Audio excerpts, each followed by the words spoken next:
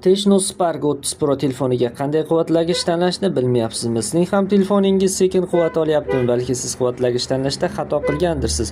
Unda sizga beradigan ma'lumoti manfaatli bo'ladi va telefoningiz sizga uzoqroq vaqt xizmat qiladi deb o'ylayman. Batareyka sig'imi 5000 mAh, litium polimerli PO batareykalar tizimi mavjud. 33 vatt quvvatlagich talab qiladi. 33 vattdan kam bo'lgan quvvatlagichga ulash tavsiya qilinmaydi. Bu telefon batareykasini tez ishdan chiqishiga, shishib ketishiga olib keladi. Simsiz quvvatlash tizimi mavjud emas. Tezkor quvvatlash tizimi mavjud. 50% ga 38 daqiqada ko'taradi.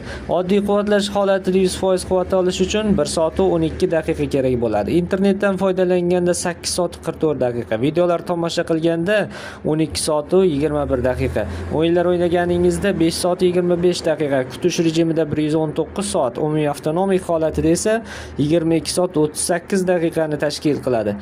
Agarda sizga ham shunaqa ma'lumotlar qiziq bo'lsa, videomizni izohiga yozib qoldiring. Videomiz manfaatli bo'lgan bo'lsa, bizlarni kuzatib boring. Hozircha xayr, salomat bo'ling.